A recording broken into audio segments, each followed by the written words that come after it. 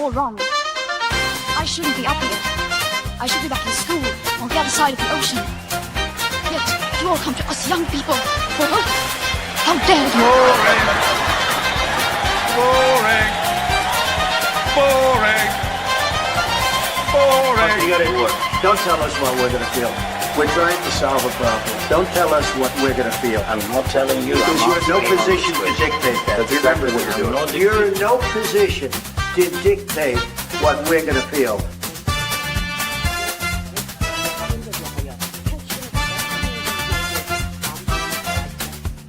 I call again for immediate ceasefire in Gaza, the return of the sausages, the hostages. Hello, stop laughing. This is Marilyn, who saw me making a mistake. She saw me making a mistake, and your eyes do not deceive you. This is a real person. Look, I can touch her. I can touch him It's too. not often we have somebody here in Dubai. Let's just say that's where she is. I'm going to stop. Basically, sorry, I got something horribly wrong. That's not that one big long name. That's two names there. Lembit, Öpik, Marilyn Hawes. And welcome to an edition of the show broadcasting in the studio with a real person. Ta-da! Real person, Marilyn Hawes. And just before going any further, do please subscribe to Unprecedented TV. Really important that you do that. Go to YouTube. It's fantastic for us if you do that, because what actually happens then is we get more subscribers, and that gives us more latitude. It's complicated. It's to do with algorithms, stuff you don't need to worry about. But if you subscribe, it's free. You'll get notifications, and you'll have access to literally hundreds of shows, including this one, Marilyn. Ta-da! It's exciting. It's very exciting. I think I prefer just seeing you down the camera, actually. That's charming. It's not. Really, It is really charming. It is great that you're here, Marilyn. It's lovely to be here. Now, tell us, and one other thing before I forget, please do tell us if there's shows that you want as well, because Marilyn is going to be starting a show for us. We'll talk about that in a minute. First of all, for those who don't know you, Marilyn, tell us what you're all about. Right, so I'm Marilyn Hawes, and I have a business, well, not a business, it's a CIC, like a charity called Freedom from Abuse. And my children were wrongfully abused by the head teacher of the school when I was the deputy head. And he walked free from court, having said he was guilty. And I thought, I don't think so. And I was then given a contempt of court, because you can't do that and tell judges that they're wrong. And I thought, watch me, I don't care. And I managed to get, and in fact, I'm quite proud of this because I didn't know it at the time. I was the first person ever to get something to the High Courts of Justice without using a lawyer. And I did it on my own right. I wrote to everybody. I wrote to the Attorney General, who was then Peter Goldsmith, and I met him, and we went to the High Court, Court 8, and there we sat, and I had Harriet Harman sat next to me. Harriet Harman? Harriet Harman, no less. Harriet Harman, no less. She's got some form on this. Not off. I'll come back to that in Come a back minute. to that. And she said after, and he went down, he was convicted. So I thought, yes. Then she said to me, oh, well, you might want to put some lipstick on because the whole of the world's press is outside. And I went, what? And she said, well, no one's ever done what you've done. So you're going back some years now. But from that then is when I more or less became a media whore, if you like, because the media were all over it. Sky, Fox, ABC, you name it, everywhere.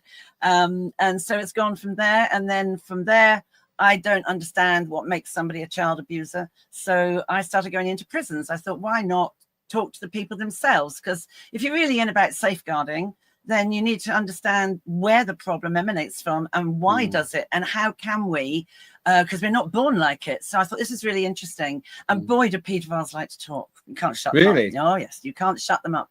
Can't shut them up. And so it's very easy to get information out of them. So then I thought, oh, I know what I'll do. I'll write some courses, because being a teacher, it was easy for me, because writing a course is just like writing a lesson plan, really. And then I developed it. So I've got loads of different courses now, and they're all sort of made from to do around the prevention of abuse. But I've extended it now from the grooming of children and the child abuse, but I've extended it into domestic abuse as well, because I had 19 years of domestic abuse, and so lived experience. I know how it works. And I thought, well, hang on, I had a happy childhood. So I didn't actually see this toxic person. I thought he was quite nice. And he was on a good day. but the first day of my wedding, actually, it started like straight away. And you know, it was ridiculous. I thought I knew him because I'd known him through my parents. And I thought because I knew him, I thought I knew him. And you're so naive at 23. You don't really know anything, do you? 23. I know. 5 years ago. That's right. I know. Yeah. Well, I look good for 100, actually, I think. I couldn't possibly. Can't you look better than Biden? That's another story. So you've got this whole history, which we will explore in your shows. Tell us about freedom from abuse, because then I want to talk about the bigger picture about the human condition. What's freedom from abuse about? Well, freedom of abuse is about delivering these courses on abuse to youngsters, to schools, to parents and to staff. So I believe in triangulated education. I'm probably quite old-fashioned in that way, that there was a time when parents would always come into the school and work with the teacher, the deputy head, the head teacher, work with you for the better outcomes of their children. But these days, it just seems to be the schools, everything is the school's fault. And decent parents, committed, responsible parents, like Lembit, of course. You flatter me. You have to ask my kids about that. Are quite rare, actually. And I know everybody's busy, everybody's working. But if I could have £1 for everybody that would say to me, if only I had known that, if only I had known, and it's too late because it's happened. But because what I do like talking to the children as well is I have another one called The Pitfalls of Being a Teenager in Today's World. And so I will go online the night before I go into the school. I train parents, then I go into the school and I train every single year group right the way through. I do, and then the staff in the evening. I do one on trauma, what trauma looks like, and I call that one Be the Child. And I call the one on toxic relationships, which is really important for children and youngsters to understand that you have the right to say no. And I call that one Beauty or the Beast. So are you actually going out with a diamond or an arse? And how would you know? And what do you do about it? And I've got another one that the government actually sponsored me for. Gave me £10,000 to train, because I go into prisons, I know how prisons work. So with all the problems with county lines at the moment and drugs. County lines, that's taking drugs from cities into the countryside. Anywhere on the tubes, on the trains, on the on the National Express buses, but also the younger kids who are like 10, 11 years old that are rocking around town on a BMX bike with no lights on, delivering really rubbish drugs. And what is life going to be like if they go to a young offenders prison, or if they go to a secure unit or a prison per se? And I use a lot of graphic photographs for these kids to say, do not think this is a holiday. It's not. Don't let anybody who's been incarcerated tell you that it's a lie, it's a laugh. No, it isn't. So there's lots. I've written about 12 different courses. I've got one. In fact, I was asked to write it for Pakistani fathers. Really? That's That's very, very salient. Exactly. Yeah. And I was asked to write it. And I thought, how about calling it Giving Your Children Wings? So that's about, at what point do you start being a parent? We start being a parent at the point when you're deciding, do you want one? Do you want a child, And then what do I want that child to be like in 20 years time? And how do I reach that goal? So having been a deputy head, I've got 4 kids of my own, and all that sort of stuff. How can you get that right rather than it? Because I got another one, which is about children who abuse their parents. And there's a lot of that. There's a lot. It's a lot. And what do I call that one? I can't remember what I call that one now. But I give them more titles because I just think it makes it a little bit more interesting. But you'll be amazed the number of children that abuse their parents, and parents are too embarrassed to actually talk about it and say, what do I do? So there's loads to do. I just love research and I like learning. So I want to talk about people and really the themes of your series. How do people find out about Freedom from Abuse? So you go on www.freedom-abuse.org. My phone number's there, my mobile's there. There's lots of information there, and just contact me. You will get me. I'm not like these big charities that are useless. You're not going to be fobbed off with a call center. I am the call center. I am the course writer. I am the course deliverer, and I go on media a lot, and I don't shut up, as you can hear now. So let's talk about your show. It's not just about abuse. It's about human nature. What's it going to be called? Dear Marilyn.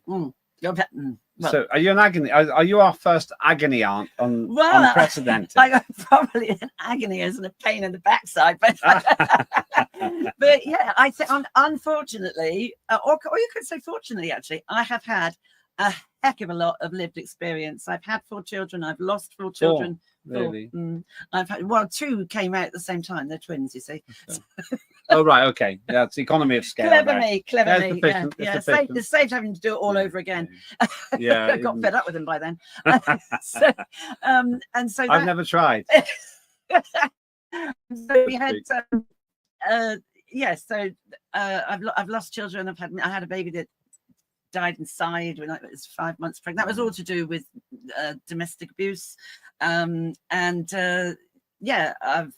Oh my gosh, I've had, he ended up, even though I divorced him, he ended up, didn't look after himself, ended up with meningitis, and was in a special care home for 5 years before he passed away. And even then, nobody else went to see him. I did. That's a lot of tragedy. It's a lot of tragedy. Yeah, but I do think, some people would say, oh, you've been persecuted. Well, I don't feel persecuted. I just think there's a reason why these things happen.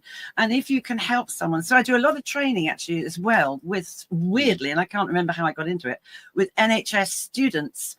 Like I have this thing about open your mind before you open your mouth. I say it to teachers. Why can't you teach the cabinet? Well, I can't.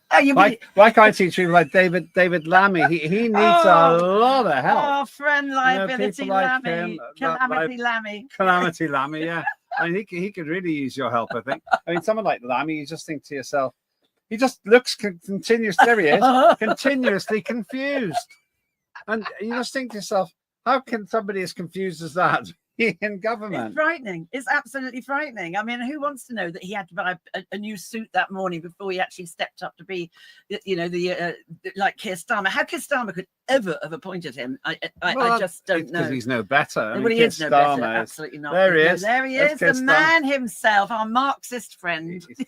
I want to say to you, Barry, don't come on. What I try to tell you is of no significance to anybody except Vladimir. So no, seriously, Vladimir Zelensky, who is going to make a big mess of the country. Anyway, enough of that. Sorry. I can't help it. I don't know how much longer I'm going to be able to use it in practice. He could be out of politics soon. He could be out of there. I wish. Oh, I so wish. I know, but they all go on about Rachel from Accounts going and him going. But then who else is? There's a whole bunch of numpties. Who's going to step up? There isn't anyone. I want to know, and you should know this, having been an MP. Why can't we have a general election? If the whole shebang is so useless and people's lives are being ruined every single day, every single hour, why can't we have a general election? Because if you've got an enormous majority like the Labour Party have, and you know you're going to lose the next election, why would you have it early? They choose the date. Yeah, so we could have this till 2029. But why can't we do something like in America, midterm elections? Well, we do. They're called local elections. Yeah, but he won't allow them, will he? He's going to say. Well, he's going to keep maybe banning them. But there is another way of doing it: revolution. Well, I'm fear that is going to happen. Comrade Hawes. Now, I think that Comrade Corbyn and Sultana's Fruit and Nut. Fruit and Nut. With your party, they're going to do it. By the way, I actually like Jeremy Corbyn. I don't really know Sultana. But Corbyn is a lovely guy. I know his brother. Oh, you as met well. him, do you? Oh, yeah, no. Well, and Piers Corbyn, I see him quite often. Yeah. Oh, yeah. They're nice people. The thing is, they've got principle. Absolutely. They believe in something. Yes, exactly. Whereas you look at people like Starmer. Can we just get that Starmer? Can we get Starmer up here again? Yeah, there he is. Can we throw something at him? Can I just throw something at him? The only people who go to prison in this country are people for hurty words. Hurty words. I mean, it's just hurty words. It's like he just, I don't know. I don't want to get too personal. He's got no charisma. He has no charisma. He's about as charismatic as a lump of wood, isn't he? He really is. He's got nothing about it. And who could possibly, what human being could keep taking this? We hate Starmer, we hate Labour, and still he stands up there. He is utterly narcissistic. You could say he's control freak. You could say he's courageous. No, he's not. You don't have to be popular to be good. You don't have to be popular to be good. You don't have to be. I can prove that. He's just. I'm so thankful. I'm so thankful I didn't vote for him, but then I'm not entirely who I did vote for. Oh, well, I don't even want to ask you. We'll save that for another episode. And remember, what you're watching here is a real person in the studio. And here he is. Yeah, this is not AI. Or it is. It's not very good AI.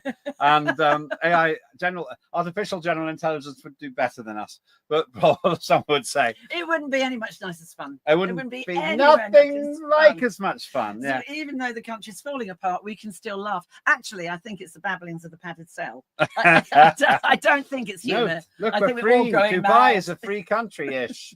Free country. I want to get on the first plane out there.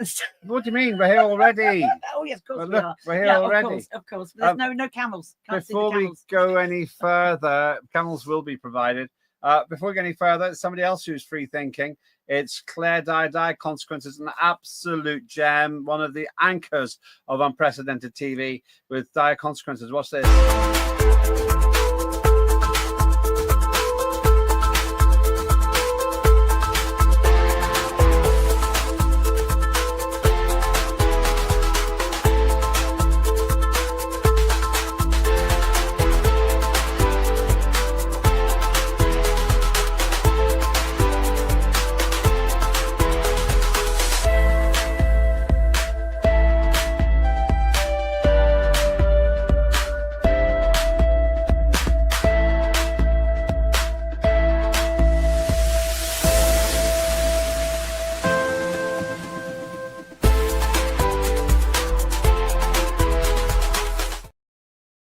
Claire Dire Consequences. Do not miss her shows. And by popular demand, we're playing some of the older ones as well because they are absolutely magic. She came to an award ceremony with me at the Association for International Broadcasting. Yes, I remember you were being invited. Absolutely brilliant. Yes, it was so good. She was just a gem. Wonderful ambassador. There's because she listens. There's no You pressure. see, she listens. She doesn't just go da da da da da da da. There's no pressure then. There's no pressure. But her subject is different to mine. I've got, oh my gosh, I've got to go up the popularity scales. The healthy competition, a competition of virtue there. But there are a lot of people in the world now. I want to talk to you about, we've talked about British politics. It's a total mess. But what is the human condition? What causes us? What are these people all united by and divided by? What is it that makes us human, Marilyn? What makes us human? Well, I mean, the condition is broken, isn't it? We're all broken. But I think what's happened is people have lost their spirituality. You see, you are made up of mind, body, and spirit. And if so many today don't have it, I am not religious, but I am spiritual. I believe in the afterlife and all of that, but I see it I express it in my own way because I think religion has caused too many wars and too many problems, and it's got nothing to do with God. It's actually the absolute opposite. But I think that is the problem. People have got more and more selfish. Oh, look at me! I'm taking a selfie. Look at me! Aren't I gorgeous? Look at me! And the selfie thing. Why do people take? I'm going to offend people now. Why do people take pictures of all of their food? I know. Or you're walking down the street and look, here I am. But it's not quite like it's like. Yes. But and they do look great. They do look great sometimes. It's just why not live in the moment? This is the thing. People go to a firework display and then they watch it through their phone. It's there. It's there. Look at the lights. Look at the lights. It's so beautiful. Look at the real thing. And I mean, I just don't think they just don't think past their nose, a lot of people. And they don't have also, I think, inquiring minds. See, I was one of those little girls that was always asking why. Why is that person doing that? Why? And my sister would say, oh, mummy, shut her up. But that's how you learn. Yeah. You have to be inquisitive. You have to want to. Why? How do you grow? How do you? I went to a convent school when I was growing up. Convent school. Yeah, I actually wanted to be a nun once. Can you imagine that? That'd be a miracle. I actually chose the name. I was going to be called Sister Bernadette. Sister Bernadette. That's what I was going to be. Too many 1960s anti-hero movies. Sister Bernadette. So that sounds like something from The Shining. I couldn't live. Here's Bernie. I could honestly write a book about being brought up in a convent school. It's just awful. But it has taught me principles, and it really did educate me. So that was good. But yeah, I think people have lost respect. I think there's you see it in schools. I go a lot in schools, round the schools, and the lack of respect for their own peers is the way they talk to each other is actually shocking. And what's worse is there's no direction from the top. So I go into some schools and I just think, oh, why would you send your child here? Yeah. But a fish rots from the head down, like any other organization. It starts at the top. So if you are a strong is that true, by the way? Does a fish really rot from the head down? I'm not a fisherman. You don't know. No, well, You said it with such confidence. I know. I don't. It's bullshit. You can't say that. Apologies for the language. Yes, I'm so sorry. Apologies for the It's language. BS. You cannot use language like that. Yes, here. I do apologise. Cannot use language like that. But the fact is, Naughty me. I think that if Rachel Reeves said that, I wouldn't believe her any more than I believe you. Maybe the other way around. No, it's Having said that, if you think of Keir Starmer, this is dangerous. Keir Starmer as the head of the fish. You're right. You're absolutely right. there's And always some truth. Rami in would be the everything. neck. Don't. Angela Rayner Oh my is goodness, too much no, information. yes, So- exactly. So, No. okay, a fish rots from the head Right, down. okay, So carry right. on. Back So to where you were. That is lack of leadership. It's lack of leadership. It's lack of integrity. It's lack of principles, and that's what's wrong. That's what's wrong. And too many phones, too many devices. So kids on social media. Oh my life, it's dreadful. It's really dreadful. Why aren't kids just being kids? Why can't and all this? I'm going to get into real trouble now. Don't swear. I'm not going to swear. I'm not going to swear. Transgender. All right, okay. I- You can carry on. Carry on. I'm sure there are the odd child, or are the odd children that feel a little bit weird. I actually think the amount that is out there, I think some of it is a mental illness. So there's a thing to throw out for debate. Is it because you've got a thing about your body? Are you wanting attention?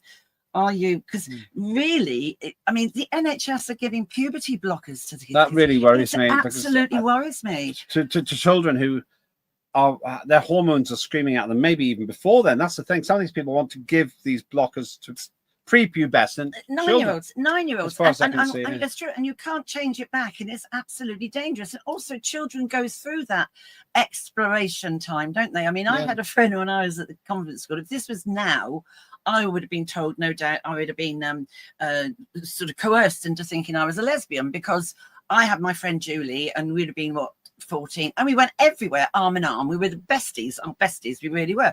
But then we found boys, and there was nothing sexual between Julie and I, but there was this attraction of friendship and like minds. But in today's world, I honestly think I'd have been like coerced or brainwashed into thinking I was something that I'm not, because I am absolutely heterosexual. I have a total problem with the fact that schools are elevating all of this to a ridiculous degree. It affects a non-zero number of people, but it's a very small proportion. And when I see the endless promotion of sexual politics way above its status, sex and sexuality are important, but they're not the key to life itself. They're not. And this is the problem I've got, because they've been elevated in some really disturbing way, Marilyn, and that's what I don't like. And I think that we're really messing with kids' minds. And I think it's politically motivated. I think there's an ideology here. It's a very destructive one. I honestly think it's engineering, society engineering. I think it's re-engineering of society. I really do. And I don't know why they're doing it.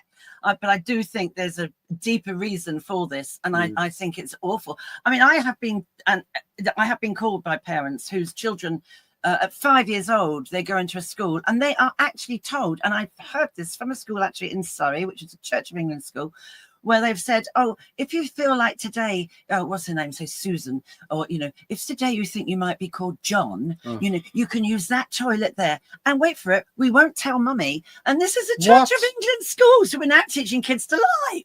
And it's outrageous. And the material that comes into that school, I personally, if I was back in being a deputy head, I would not let it over the threshold. It's just dreadful. You've got transgender literature in the libraries and in the infant classrooms. It is abuse. I really do. Let children be children and find out who they are. And it's just gone ridiculously too much the other way. It's dreadful. Back to spirituality, though, it seems to me that just as the whole sexual agenda has been elevated beyond all recognition, for someone like me, the spiritual dimension has been demoted almost to the point of obscurity. Absolutely. One of the greatest, actually, I would say the greatest politicians I've met were Mo Molam, who was incredible. Oh yes, she was amazing. Absolutely remarkable. Yeah, she was amazing. And she was Secretary of State for Northern Ireland when I was Shadow Secretary of State. Yeah, for no, Northern I used to be an she MP. was a lovely woman. But the other one was Benazir Bhutto. Oh. I met Benazir Bhutto, and she was tremendously spiritual. Wow. And she had a mesmerizing character and a soul. And she went to her death. She was warned that it was very dangerous for her to go back to her homeland. But she went, and she was indeed assassinated. Terrible. But she had a presence. I've got a book that she signed. It's actually misspelt my name in it, but I never had the courage to say. And she signed it for me. But she was everything I wanted from a politician, because she understood its body and soul. Exactly. And the best politicians understand the bigger picture, that human condition we talked about before. I liked Nelson Mandela, and I liked a lot of his sayings, like why, you know, the best education, or is it no, the best weapon we have to change the world is education. Yeah. And he's right. And there's another one that he said, and this one, oh my gosh, how true is this? A country will be judged on how they treat their children. Well, in the UK, we suck.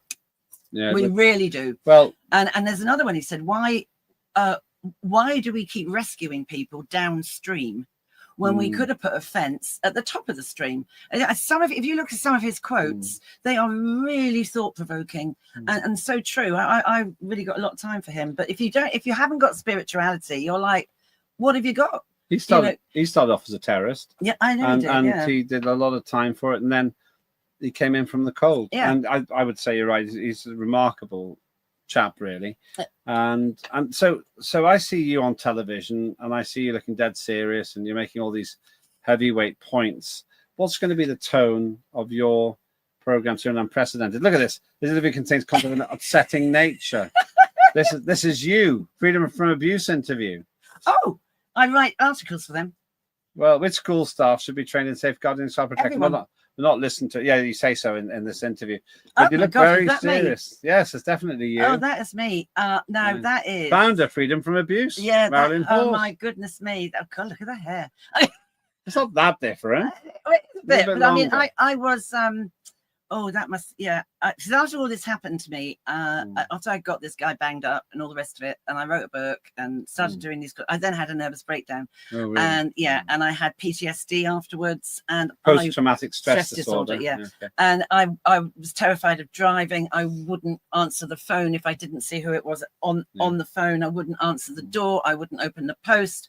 It was terrible. It was like that for about a couple of years. So in the early years when I went on like that, it would still, the story would sometimes impact me still, because you never know where your emotions are on any one day. It doesn't happen anymore, but then it did. I mean, what does happen, which is really weird considering the abuser died 5 years ago, is I still occasionally have nightmares where he appears in this nightmare, and it's all in different settings, but it's awful. It's in this nightmare, he and I are going to get married. We haven't had sex or anything like that at all, because that wasn't the relationship. I was glad, because I'd come out of this awful marriage, and he was just, you know, people used to say to me, don't you find it weird that he doesn't want to hold your hand or anything? No, thank God, because I've just come out of this abusive relationship. But go on. I was going to go back to this. You look desperately serious there. You're getting really intense at this part in the interview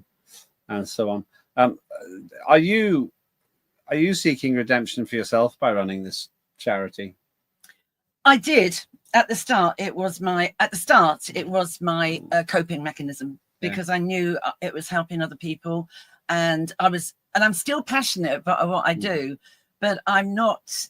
It doesn't impact my soul like it used to, because I have now healed. I don't like the word recover. I have a thing with the NHS about these students. I said, you know, I know it's your parlance that you have to say recover, but I don't recover. If you've had trauma, then recovery, I think, saying you will recover puts an almost amount of stress on you. It's almost implying that you've got to go back to how you were. And I think healing is better. You can evolve and you can heal, and giving people those tools to help them do that. So meditation, quiet music, candles, you know, all those sort of things, just stillness. And so many people say they've got mental health issues. Well, we've all got mental health, but why don't they just get out into nature? It's free, and walk by a stream, sit by the beach. People prefer being in massive crowds, though, don't they? Oh, I hate So, it. people No, prefer that. Not me. That's what people want. Not me. They don't. They Not don't me. want to be in the fields. me. They want to be in a field of people. No, I can't bear it. I can't bear it. I can remember when I came back from Portugal, and I lived on literally in a little fishing village, and these fishermen with no teeth that would be there every morning, and it was just so tranquil. And then I came back after 2 years. I came back, and my first trip in London, I had a panic attack because the whole of the world was coming at me, and I literally I couldn't cope. I thought I don't like crowds. I don't like. I love animals. You know where you are with animals because they're not corrupt and they don't really betray you. I'd rather be with a bad-tempered person than, say, a hungry lion. Yes, there are some. Sharks look great when you're actually not in the sea. Yeah, they are. Yeah, no, I don't. Yeah, no, I like dogs and horses and that sort of thing, cows and zoo animals. And so we're nearly out of time. I think we should call it freedom from abuse, but it might be called Dear Marilyn. I think it's better to keep my stuff. Dear Maz. Because Dear Maz, that's it. Dear Maz. Dear Maz, because that's my Dear nickname. Maz, do you like it? Tell us in the chat. I think Marilyn's a bit austere. I don't like my name. My mother gave it to me because she thought nobody could ever shorten it. And Dear all my Maz. life, you people are friends.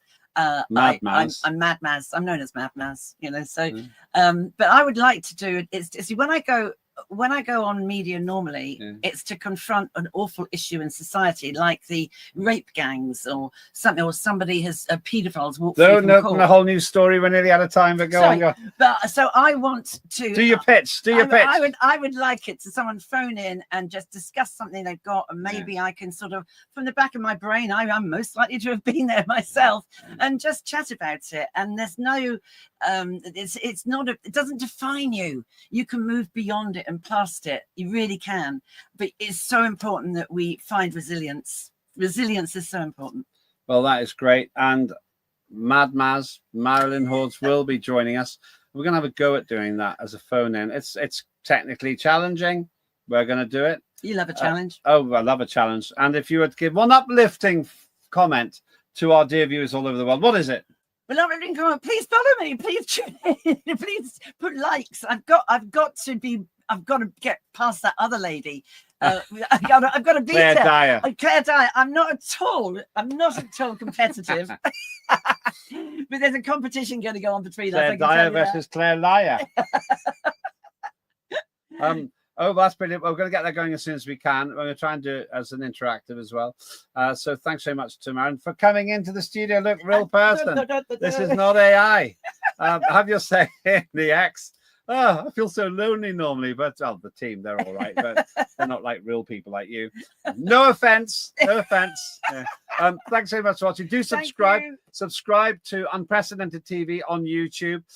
Please do. It doesn't cost you anything, and you will have a fantastic, massive array of shows. And we've got some great creative stuff coming up as well. I'm Lembit Öpik. And I'm Marilyn Hawes. And we have to have humour as well. Always have to have humour. No matter how bad the problem is, we're going to have humour. Here on Lembit Öpik Live on Unprecedented TV. See you soon. Bye-bye.